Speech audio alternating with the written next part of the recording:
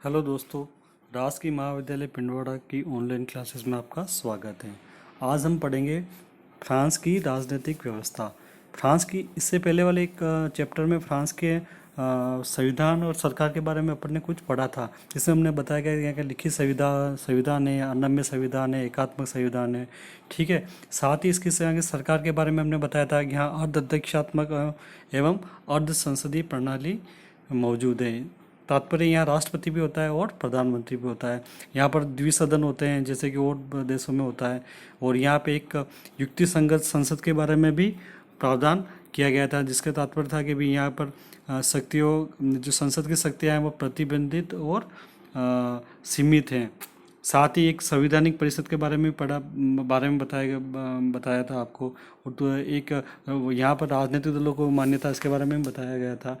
आज हम पढ़ेंगे जो फ्रांस का जो मुख्य कार्यकारी अधिकारी होता है, जो एक जो शासक होता है वो होता है, जो प्रमुख होता है वो होता है यहाँ का राष्ट्रपति।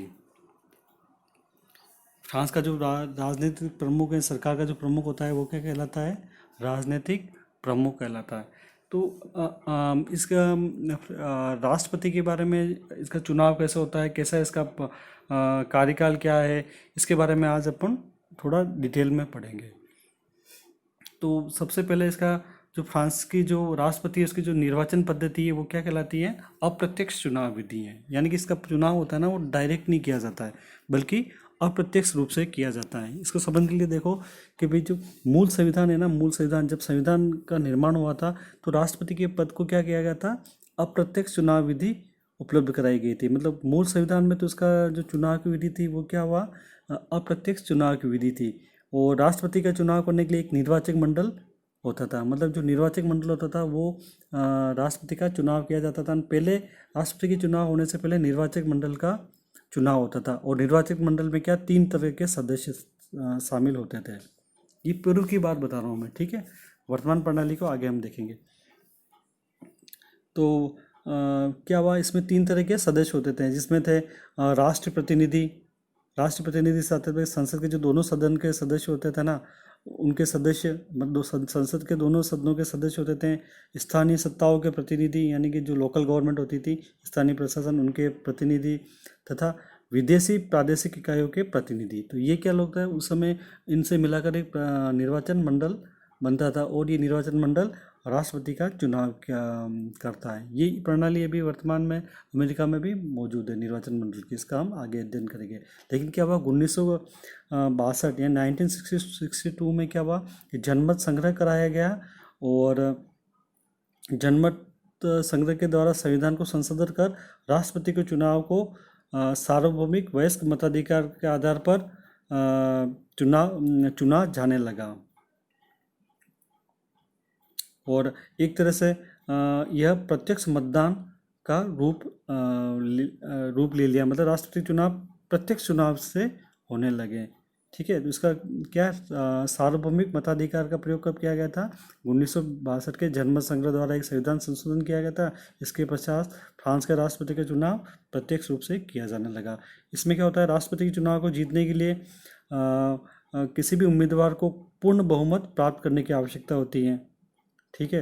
अगर पूर्ण बहुमत प्राप्त करेगा तो ही उसको जीता माना जाता है।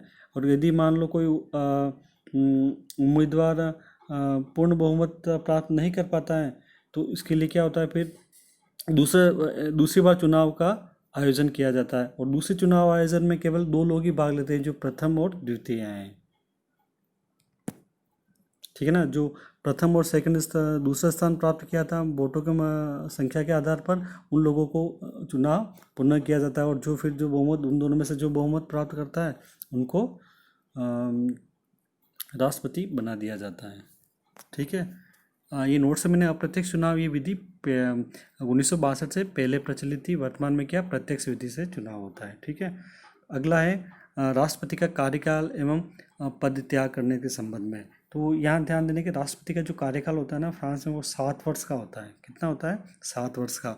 और एक बार राष्ट्रपति बनने के बाद 7 वर्ष का कार्यकाल पूर्ण करने के बाद वह चाहे तो वह वापस भी राष्ट्रपति बन सकता है। और इसकी कोई लिमिट नहीं है कि वह राष्ट्रपति 7 साल के स्पेल में कितने ही बार बन सकता है, जबकि अमेरिका में 4 साल का कार्यकाल होता है और 8 साल 2 कार्यकाल के बाद वो तीसरे कार्यकाल के लिए योग्य नहीं माना जाता है। ठीक है, यहाँ कोई इसकी सीमा नहीं है भारत की तरह। ठीक है, आगे इसमें बता रहा है कि यदि राष्ट्रपति का पद रिक्त हो जाता है, मान लो राष्ट्रपति किसी कारणवश पद रिक्त हो जाए, तो राष्ट्रपति का कार्य करने के लिए अस्थायी रूप से एक सीनेट के अध्यक्ष द्वारा, सीनेट का जो अध्यक्ष होता है ना, वहाँ की जो द्विसदनीय व्यवस्था में उसका एक अध्यक्ष होता है सीनेट का, वो इस पद पर कार्य करता है।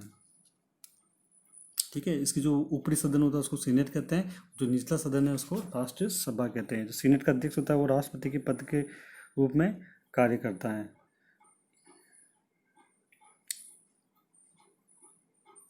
और सीनेट का अध्यक्ष राष्ट्रपति के कार्यों दायित्वों को पूरा न कर पाने की स्थिति में ये कार्य सरकार द्वारा निष्पादित किया जाता है। और किसी कारणवश मान लो सीनेट का जो अध्यक्ष होता है वो कार्य नहीं कर पाता, तो फिर ये कार्य क्या करना, सरकार को करना पड़ता है।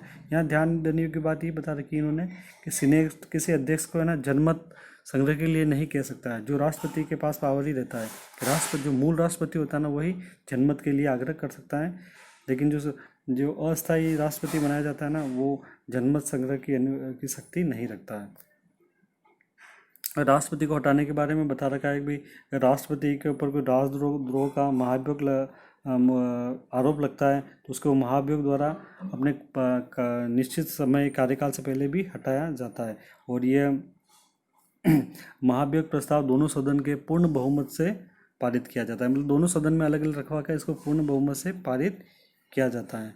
और इसके बाद उच्च न्यायालय द्वारा इस पर महाभियोग प्रक्रिया मतलब महाभियोग चलाया जाता है। दोनों सदनों से प्रस्ताव पारित करवा कर उच्च न्यायालय द्वारा वहाँ पर महाभियोग चलाया जाता है।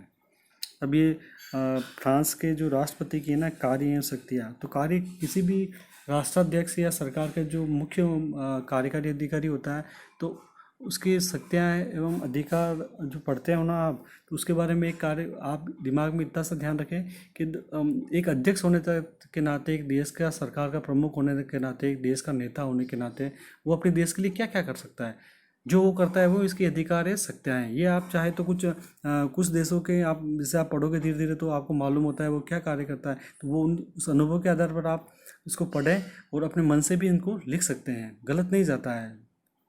ठीक है, बस थोड़ा थोड़ा कुछ फैक्ट हो वो चीज़ें डालते रहो और अपने मन से आप लिख सकते हो। जैसे कि अगर बात करें तो राष्ट्रपति के कार्य एवं शक्तियों के बारे में बता रखा है।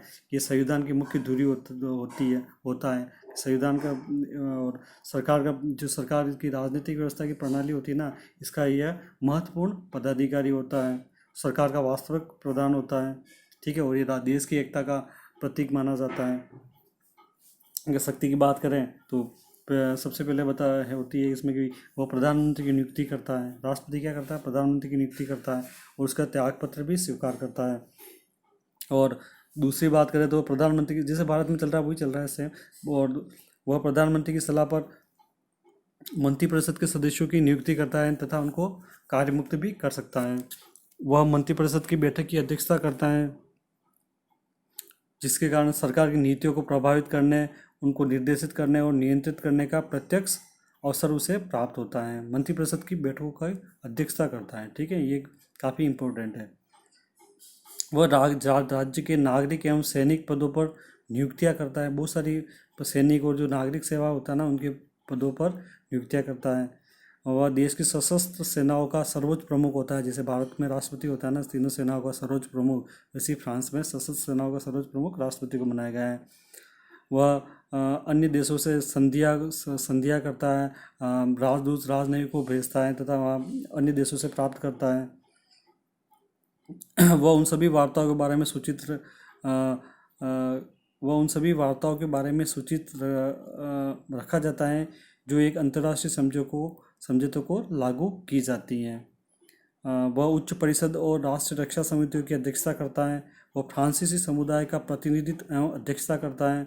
वह संवैधानिक परिषद का अध्यक्ष और 3 सदस्यों को नियुक्ति करता है। तो मैंने संवैधानिक परिषद के बारे में बताया गया था कि भाई इसमें 9 सदस्य होते हैं और इसमें इन सदस्यों का कार्यकाल कितना होता है, 9। ये पहले मैंने आपको बताया था। इसमें 9 सदस्य होते हैं संवैधानिक परिषद में और इसके प्रत्येक सदस्य का कार्यकाल 9 होता है। इसमें 3 सदस्यों की नियुक्ति कौन करता है, फ्रांस का राष्ट्रपति।